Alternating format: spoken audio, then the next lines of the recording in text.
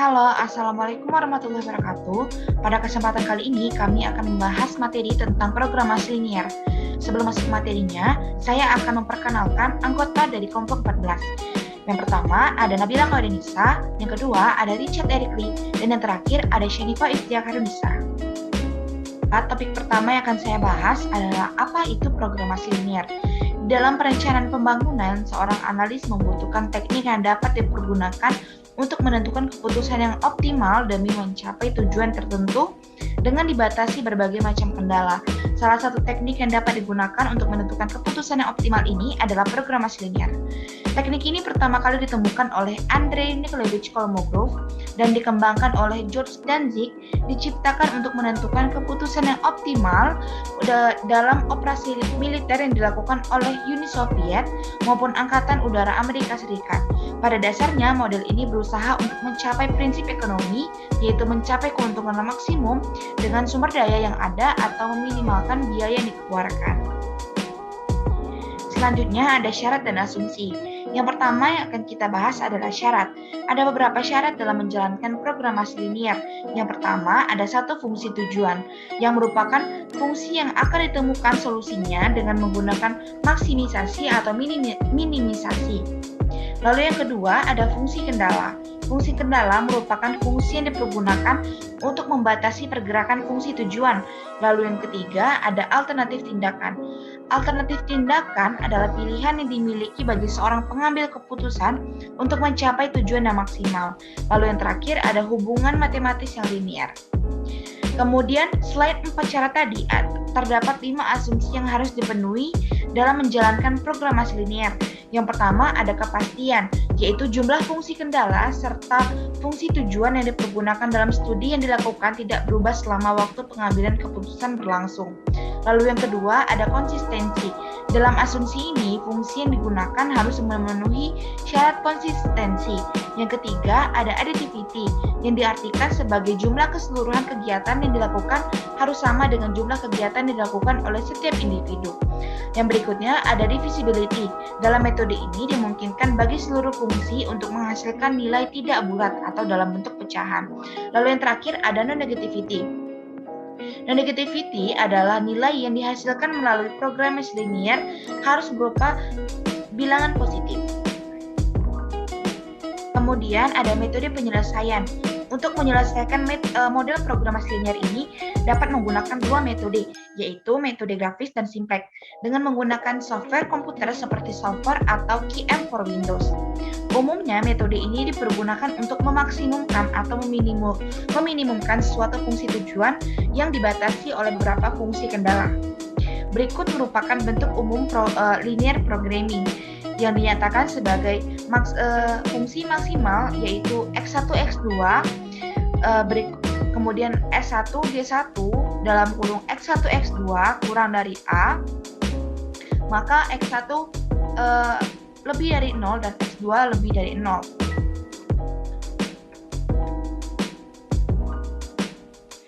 Untuk memperjelas penjelasan dalam metode ini, maka untuk memperjelas metode ini, maka diberikan satu contoh kasus, yaitu dari hasil rapat koordinasi pembangunan, pemerintah daerah memutuskan untuk mengadakan kegiatan penyediaan 2 macam barang publik, yaitu X dan Y. Setiap barang publik X akan memberikan kesejahteraan masyarakat sebesar 7, dan barang publik Y akan memberikan kesejahteraan masyarakat sebesar 5, sehingga fungsi kesejahteraan masyarakat tersebut dapat dirumuskan dengan 7X ditambah 5Y. Untuk memproduksi barang X dan Y membutuhkan input K dan L yang jumlahnya terbatas. Untuk membuat 1 unit X dibutuhkan 4 unit K dan 2 unit L. Sementara itu, untuk membuat 1 unit Y dibutuhkan 3 unit K dan 1 unit L. Jumlah input yang tersedia K itu sebesar 240 dan L sebesar 100. Maka dapat diformulasikan sebagai maksimumkan 7X ditambah 5Y dengan kendala 4X ditambah 3Y kurang dari 240 yang merupakan kendala sumber daya K, lalu 2X ditambah 1Y kurang dari 100 yang merupakan kendala sumber daya L. Maka XY lebih dari 0. Kemudian kita masuk ke metode grafik. Jadi, metode grafik ini merupakan metode mencari solusi fungsi tujuan secara manual dengan bantuan grafik dan hanya terdapat dua variabel. Langkah pertamanya itu menggambarkan daerah yang memenuhi persyaratan kendala-kendala. Seperti yang terdapat pada gambar yang menunjukkan kendala-kendala dan bidang OAC itu merupakan daerah yang memenuhi kendala-kendala tersebut. Perpotongan dari dua kendala yaitu 4X ditambah 3Y, D sama dengan 240 dan 2X ditambah 1Y D sama dengan 100 merupakan titik B dengan X sama dengan 30 dan Y sama dengan 40. Lalu langkah keduanya adalah dengan menggambarkan fungsi tujuan atau isoprofit line yang digambarkan dengan 7X ditambah 5Y. Isoprofit line ini digeser ke kanan atas sampai menyinggung titik terluar dari daerah yang memenuhi kendala OAC. Ternyata di titik B isoprofit line menyinggung titik terluar daerah yang memenuhi kendala OAC. Oleh karena itu, titik B adalah titik optimal dengan memberikan kesejahteraan yang dinyatakan sebagai 7 dalam kurung 30 ditambah 5 dalam kurung 40. Kemudian kita masuk ke metode simplex. Pada gambar sebelumnya, di titik OABC itu disebut titik sudut atau corner point yang biasanya berpotensi menjadi titik solusi optimal. Teori LP ini menyatakan bahwa solusi optimal akan berada pada titik sudut dari daerah yang memenuhi kendala. Metode simplex pada hakikatnya adalah metode yang secara sistematis menganalisis setiap titik sudut dalam daerah yang memenuhi syarat kendala dengan menggunakan langkah-langkah aljabar seperti sehingga didapatkan solusi yang optimal. Dalam permasalahan LP yang kompleks, daerah yang memenuhi syarat kadang-kadang sulit untuk digambarkan sebab memiliki banyak dimensi. Tetapi konsep metode simplex ini dapat diterapkan dalam logika yang sama. Untuk lebih jelasnya, kita menggunakan contoh seperti yang di atas. Langkah yang pertama itu harus dilakukannya adalah membuat solusi simplex awal dari permasalahan LP di atas. Istilah yang harus kita pahami untuk membuat solusi simplex awal adalah variabel slack. Variabel slack ini kita tambahkan pada persamaan kendala sedemikian sehingga kita bisa mengubah tanda ketidaksamaan menjadi persamaan. Masing-masing variabel slack itu mempresentasikan sumber daya yang tidak digunakan atau menganggur. Sebagai contohnya, S merupakan variabel slack untuk mempresentasikan sumber daya L yang tidak terpakai.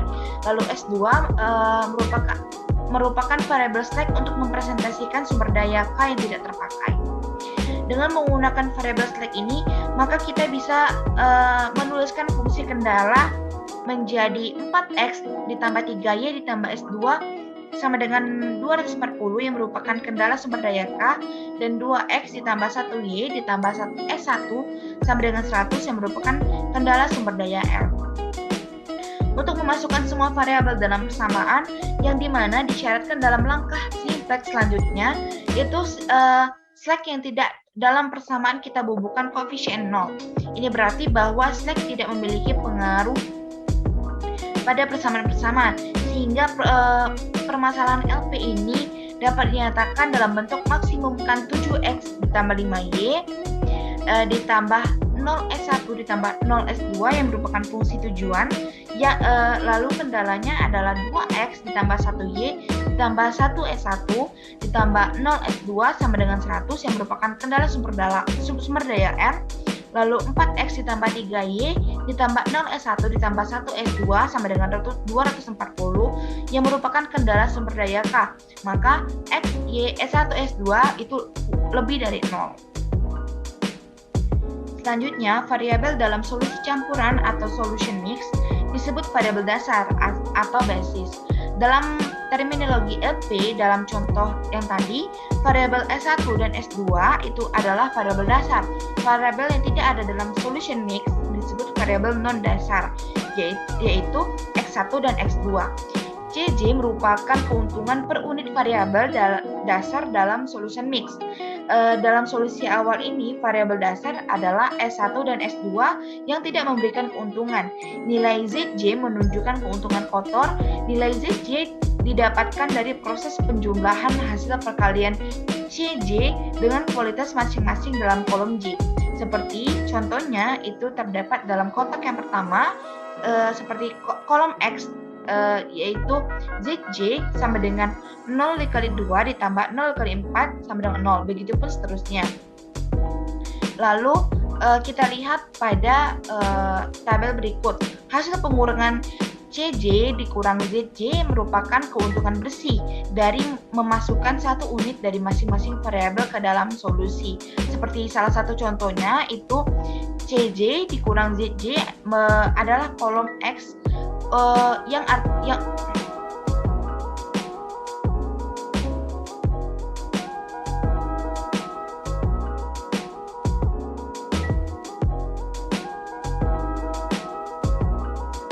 berikutnya dapat kita lihat pada tabel berikut.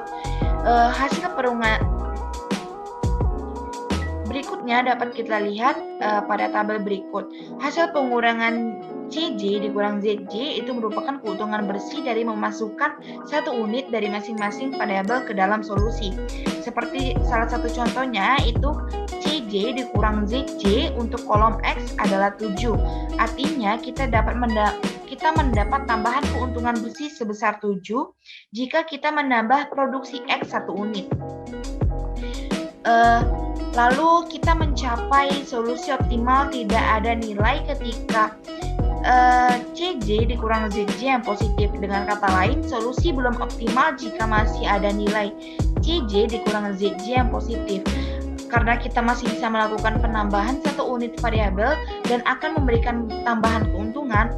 Dalam contoh di atas, tabel solusi awal belum merupakan solusi optimal karena masih ada nilai CJ dikurang ZJ yang positif. Maka setelah tabel solusi awal didapatkan, selanjutnya kita mengikuti 5 langkah untuk menghitung semua angka yang dibutuhkan tabel kemungkinan solusi berikutnya. Perhitungan tidak sulit tetapi cukup kompleks. 5 metode simplex tersebut, yang pertama adalah menentukan variabel yang masuk ke dalam solution mix. Variabel ini disebut variabel masuk atau variabel entering.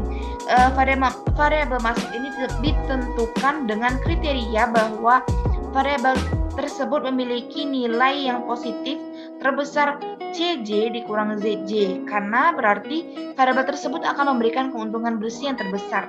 Kolom variabel ini disebut dengan kolom pivot. Dalam contoh solusi awal pada tabel berikut ini, nilai CJ dikurang ZJ yang terbesar adalah variabel X. Oleh karena itu, kolom X merupakan kolom pivot. Langkah yang kedua yaitu menentukan variabel yang keluar. Variabel yang keluar dipilih dari variabel dasar atau basic variable yang memberikan nilai positif terkecil hasil bagi kuantitas dan angka korespondensi dalam kolom pivot. Seperti yang ada di contoh, variabel S1 kuantitasnya merupakan 100. Untuk menghitungnya yaitu kuantitas dibagi dengan X, di mana 100 dibagi dengan 2 menghasilkan nilai 50, sementara yang S2 240 dibagi 4 menghasilkan nilai 60. Dari hasil pembagian tersebut bisa didapat kesimpulan bahwa yang merupakan nilai terkecil yaitu S1. Langkah yang ketiga yaitu menghitung nilai baru yang ada dalam baris pivot. Nilai baru didapat dengan membagi nilai dalam garis pivot dengan elemen pivot, yang mana 2/2 sama dengan 1, lalu elemen selanjutnya setengah, maka baris yang baru adalah sebagai berikut. Langkah yang keempat yaitu menghitung nilai baru dari masing-masing baris yang tersisa. Nilai baru untuk baris yang tersisa dihitung dengan menggunakan rumus nilai dalam baris baru sama dengan nilai baris lama dikurang angka di atas atau di bawah elemen pivot dikali dalam baris baru yang didapat dari langkah 3 tadi. Nah, sehingga kita bisa mendapatkan garis baru sebagai berikut. untuk langkah yang kelima atau langkah terakhir yaitu menghitung nilai baris ZJ dan CJ min ZJ, seperti pada tabel solusi awal. Nah, jika semua nilai CZ dikurang ZZ sudah 0 atau negatif, maka solusi optimalnya sudah didapat. Jika masih ada nilai yang positif, maka solusinya belum optimal dan kita mengulangi langkah dari langkah pertama lagi. Dalam contoh tersebut, kita bisa mendapatkan tabel seperti berikut. Dan dalam tabel yang kedua ini masih ada yang nilai positif, berarti ini belum optimal nilainya. Maka akan dilakukan langkah 1-5 lagi.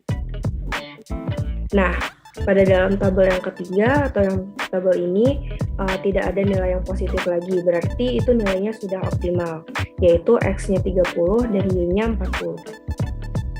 Selanjutnya kita akan membahas studi kasus. Studi kasus yang akan dibahas yaitu perusahaan furniture Setram Furniture memproduksi 2 macam barang, yaitu kursi dan meja. Proses produksi yang dilakukan ini untuk menghasilkan kedua barang ini merupakan proses pembuatan dan proses penghalusan dan pengecatan.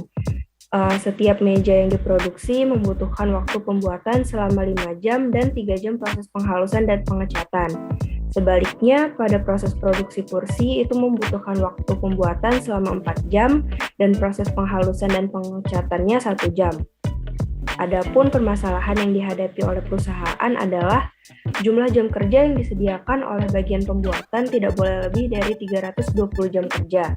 Lalu jumlah jam kerja yang disediakan oleh bagian penghalusan tidak boleh lebih dari 110 jam kerja. Selanjutnya kita akan membahas penyelesaian teknis dengan QM for Windows. Berikut adalah langkah-langkahnya. Yang pertama, buka program QM for Windows, lalu kemudian akan muncul tampilan sebagai berikut. Selanjutnya, klik file atau open, atau kalau misalkan kita mau membuat file baru, bisa mengklik file atau new, sehingga muncul tampilan seperti berikut. Selanjutnya, setelah semua kolom terisi, kita mengklik OK, lalu akan muncul dialog box seperti berikut. Apabila pengisian data telah selesai dilakukan, maka akan muncul tampilan sebagai berikut. Di sini kita mengisi jumlah meja dan kursi yang harus diproduksi dan juga mengisi keuntungan maksimumnya. Nah, dengan menggunakan program yang sama, kita juga dapat melakukan analisa dengan menggunakan grafik. Hal ini dapat kita lakukan dengan memilih pilihan grafik atau graph pada menu Windows. Lalu setelah kita memilih pilihan tersebut, akan muncul tampilan seperti ini. Baik, saya akan menjelaskan metode kedua yaitu solver Excel, yang dimana metode ini didasarkan pada ketentuan serta pendekatan matematis untuk mendekati solusi optimal yang ingin dicapai. Namun, perlu penyesuaian terhadap aturan yang berlaku di metode ini. Sebelum membahas unggulan, metode ini memiliki beberapa kelemahan, seperti tidak adanya panduan sebagaimana yang ada di QM for Windows. Hal ini disebabkan karena metode solver merupakan bagian Excel. Nah, sehingga tidak mengandung metode spesifik yang dipergunakan untuk memecahkan permasalahan tertentu layaknya QM for Windows. Nah, masuk ke keunggulannya, metode ini yaitu hasil perhitungannya itu lebih mendekati kenyataan. Hal ini didasarkan pada kenyataan bahwa jumlah kendala maksimum yang dapat dimasukkan ke dalam perhitungan lebih dari 100 fungsi kendala. Sedangkan jumlah variabel yang dapat digunakan bisa mencapai lebih dari 200 sel. Nah, adapun dengan menggunakan permasalahan yang dihadapi oleh perusahaan Setram Furniture, kita lakukan maksimisasi keuntungan menggunakan metode solver, yaitu yang dimana maksimisasi keuntungan 150.000 M plus 100.000 K. Nah, ada beberapa tahapan yang harus dilalui menggunakan metode solver. Yang pertama itu, masukkan fungsi tujuan dan fungsi kendala ke dalam Excel. Berbeda dengan program QM for Windows, di sini kita menuliskan sendiri nama variabel dan nama fungsi kendala secara manual. Langkah ini tampil sebagaimana gambar di bawah ini yang ada di buku PP Triwidodo. Nah, yang kedua, yaitu setelah memasukkan nilai setiap variabel ke dalam Excel, pengambilan keputusan diharuskan untuk membuat kolom solusi sesuai dengan jumlah variabel yang dipergunakan. Dalam sel ini kita tuliskan angka 1 daripada menuliskan angka 0, karena kita mengharapkan solusi yang diperoleh di atas 0. Sel ini merupakan tempat di mana hasil yang akan kita peroleh ditempatkan. Nah, yang ketiga itu, pengambilan keputusan diharuskan untuk menjumlahkan fungsi tujuan serta fungsi kendala untuk mendapatkan sisi kiri persamaan. Penjumlahan ini dilakukan dengan formula sum produk. Nah, yang keempat, apabila keseluruhan langkah di atas telah dilakukan, pengambilan keputusan diharuskan untuk membaca solver yang telah disediakan oleh Excel. Untuk membuka solver ini, pilih dari menu bar, tools, atau solver. Nah, yang kelima itu, apabila dalam menu bar tools tersebut belum terdapat pilihan solver, maka kita harus menambahkannya secara manual. Hal ini dilakukan dengan memilih menu bar tools atau add plus, sehingga akan muncul dialog seperti di samping. Nah, setelah melakukan langkah di atas, maka muncul solver. Hal ini ditampilkan ke dalam gambar di bawah, yang dimana menunjukkan pertama itu set target cell, merupakan sel yang akan dicari solusinya. Dalam hal ini, sel yang dimaksud adalah sisi kiri fungsi tujuan, yaitu sel D4, menunjukkan angka 250.000. Yang kedua, by changing cell, merupakan sel yang menjadi solusi dari perhitungan atas fungsi tujuan dan fungsi kendala, menunjukkan nilai solusi 1.00 di bagian atas meja dan kursi atau di sel B, C8. Dan yang ketiga, subject to constraint, merupakan sel yang mencakup fungsi kendala, yaitu sel D5 hingga F5, serta sel D6 hingga F6.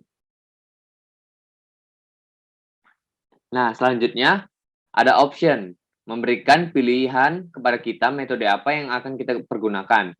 Apabila kita memilih option, maka akan muncul dialog box seperti berikut.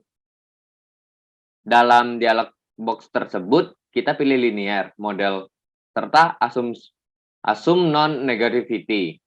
Nah, kedua pilihan ini merupakan metode yang kita pergunakan adalah programisasi linear, sedangkan non-negativity merupakan asumsi yang kita terapkan. Nah, langkah yang keenam, apabila setelah semua aturan yang kita pergunakan telah masuk ke dalam sistem solver, klik solve, dan selanjutnya hasil kita akan tercatat dalam Excel. Namun, terdapat satu box lagi yang akan meminta kita untuk memilih sebagaimana ditampilkan berikut. Nah, langkah ketujuh, selanjutnya itu untuk menyimpan hasil dalam bentuk answer, sensitivity, maupun limit block, 3 pilihan dalam kolom report di atas. Selanjutnya klik OK, semua hasil yang dipilih akan disimpan dalam sheet tersendiri. Nah, sekian dari penjelasan saya. Mungkin bila ada salah kata atau kebingungan dalam menjelaskan presentasi pada hari ini atau di video ini, mohon maaf. Terima kasih, sampai jumpa kembali.